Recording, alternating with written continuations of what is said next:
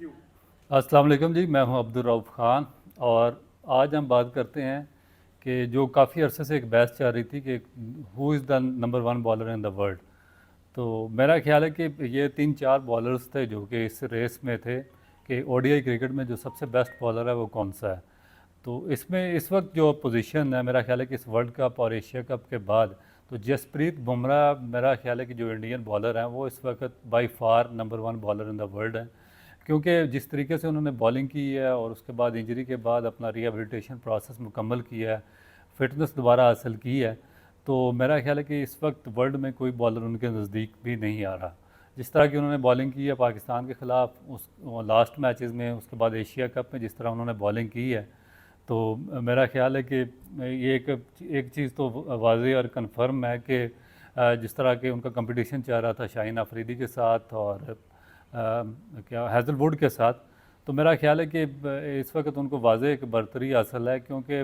Stress fracture के बाद वापस आना और इंजरी को रिकवर करना और उसके बाद फिर दोबारा मेन स्ट्रीम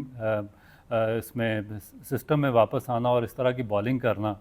तो ये एक मेरा ख्याल है कि सारा क्रेडिट जो है बुमराह को जाता है। और स्पेशली इस वर्ल्ड कप में जिस लाइन एंड लेंथ पे वो बॉलिंग कर रहे हैं, तो मेरा ख्याल है कि ये एक्सेप्शनल बॉलिंग है, क्योंकि इंडियन फ्लैट पिचेस पर इस तरह की बॉलिंग करना इसका मतलब है कि एक तो आप अपनी बॉलिंग की भरपूर फॉर्म में हैं, रिदम में हैं, और उसके बाद आपकी जो फिटनेस है वो आउटस्टैंडिंग है। हैज़लवुड और जो हैं शाहीन अफरीदी, ये ज़्यादातर खेल सीमिंग पिचेस पर इन्होंने बॉलिंग की है,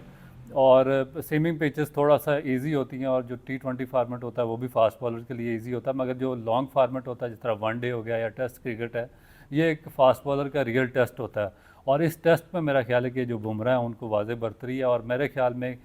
इस वक्त वर्ल्ड में अगर कोई बेस्ट बॉलर है तो वो जसप्रीत बुमराह है। उनके एक्शन के बारे में बताएं, बड़ा मुश्किल किस्म का एक्शन है। उनके एक्शन के बारे में काफ़ी पीछे बातें चलती रही हैं कि थोड़ा सा उनका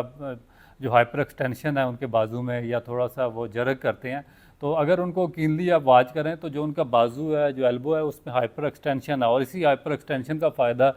जो सईद अजमल हैं उनके केस में भी दिया गया, मुरली को दिया गया, शुएब अख्तर के केस में भी हाइपर एक्सटेंशन को सामने रखा गया। तो उसी मेरा ख्याल है कि जो लीनियंट एटीट्यूड है आईसीसी का, उसका फ़ायदा बुमराह को भी हो रहा है। बुमराह का जो है इसमें हाइपर एक्सटेंशन है वो उस लेवल की नहीं है जितनी शुएब अख्तर की, सईद अजमल की या मुरली की होती थी। इनकी सबसे माइनर हाइपर एक्सटेंशन है, मगर जो इसको सपोर्ट मिलती है उस हाइपर एक्सटेंशन की वजह से वो बेताशा, और इसीलिए बहुत ज़्यादा डिसेप्टिव बॉलर हैं और इनको पिक करना बहुत ज़्यादा मुश्किल है। और स्पेशली जब ये रिदम में होते हैं और बॉलिंग करते हैं एक लाइन पे, तो उनको पिक करना और उनको खेलना मेरा ख्याल है कि बैट्समैन के लिए बहुत ज़्यादा मुश्किल हो जाता है। ये क्रीज यूज करना फास्ट बॉलर के कितना ज़्यादा इंपॉर्टेंट होता है क्रिकेट में? दूसरा जो उनकी इसमें बॉलिंग में जो मेजर चीज़ है वो जो कि क्रीज़ का इस्तेमाल है बहुत अच्छे तरीके से करते हैं, कि वो बिल्कुल क्लोज टू द स्टंप्स भी बॉलिंग करते हैं, और उसके बाद वाइड ऑफ द स्टंप्स जब कई दफ़ा जब बैट्समैन उनको मिस जज करते हैं, वो बिल्कुल close of the stumps batsman को बॉल अंदर लाते हैं और एक ही लाइन और लेंथ पे और विकेटों में और एक ही चैनल पे बॉलिंग करते रहते हैं। मगर उसी जगह से सेम एक्शन के साथ जब वो थोड़ा सा अवे जाते हैं विकेट से और बाहर से थोड़ा सा बॉल करते हैं और उसको अवे स्विंग करते हैं, तो उसमें बॉल जो बैट्समैन है वो कम्प्लीटली डिसीव हो जाता है, और इसी वजह से मेरा ख्याल है कि जो उनका सक्सेस रेट है वो बाकी बॉलर से बहुत ज़्यादा है। Thank you very much.